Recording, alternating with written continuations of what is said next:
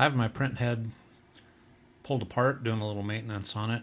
It's sitting in Brian's fixture for easy Printhead service. If you haven't printed that, I suggest you do, and do it before you need it.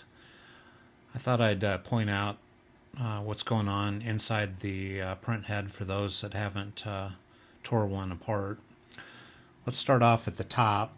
This is what they call the upper channel. I've seen it called the direction changing mechanism as well, but I think the most common term is upper channel, and that is what goes on the top of your housing here that your PTFE tubes go into, but it slides down in and goes against the extruder gears here. When the filament enters, these are optical encoders, and these wheels have, I think there's 4 slots on each one. So when your filament passes through, you will see it push that arm out, but it will rotate it. And there's an eye that passes through these slots in this wheel, and as the filament moves, it rolls the wheel, and it can see movement. Now these boards on each side, this is for spools 1 and 2 and 3 and 4, and they call these filament break detection boards. You can unplug them and slide them up out of there, but they each have an eye. There's one for each channel on there. And I'm going to go ahead and pull this out, get it out of the way. Down here on the bottom, I don't think I've ever seen a name for this guy here, but it has 4 sensors on it. And when the filament comes through this sensor, there's a little cam in there, and it pushes that cam. You probably can't see it. It's kind of hard to see. I'll pull it back out. You can see it go dark, come back in, goes light, and it pushes that cam out.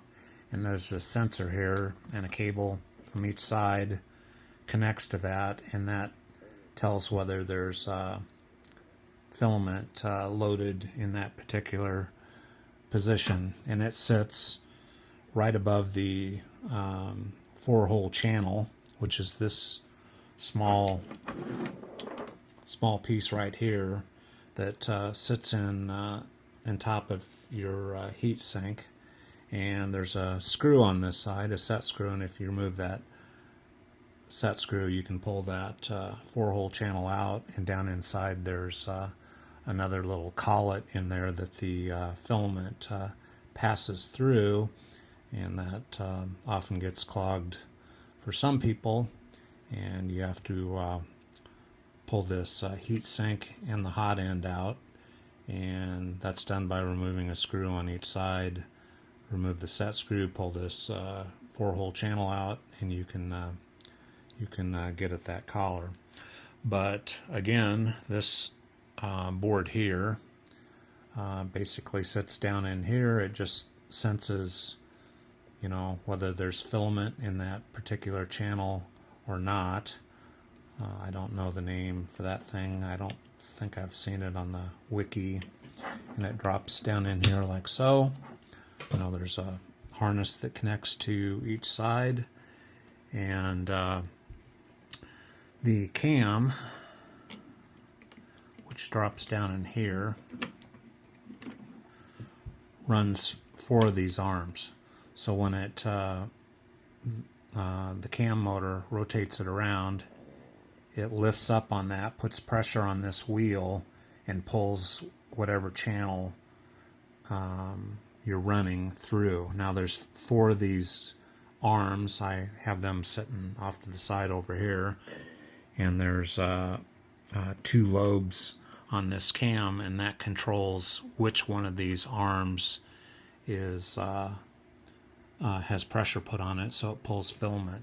The final sensor is this optical sensor, and the camshaft has one slot in it, and you really can't see it here because we've got this thing tore down, but one of the last steps when you're putting this thing back together, this optical encoder system, when this rotates, that little slot, which you can see right here, when that little slot passes through this optical encoder, it shows the position of this shaft. And you know, I have this tore down. I had quite a bit of junk in this extruder wheel, and it wasn't extruding properly, which is kind of funny because I think Paul just mentioned the other day about taking this thing apart and cleaning it out with a needle, which I've got a dental pick that works pretty good, and that's exactly what's going on with this particular printhead. And everything was printing fine, you know, small parts, but I did a first layer adhesion test, and it was not sticking, and went through full calibration, reset all the basic stuff, and that didn't fix it. Turns out that there's so much crap in these extruder wheels that it really wasn't pulling that filament through properly and feeding an even amount of plastic, and wasn't laying down a great layer. But as I said, I thought I would show everyone how this thing somewhat works while I had it tore down. Again, we have optical encoders up here, so when the filament passes through, you can see it pushes this wheel out and it's rotating it. So this optical sensor is showing filament movement. And when we get down here to, I don't really have it pushed down far enough, this filament is catching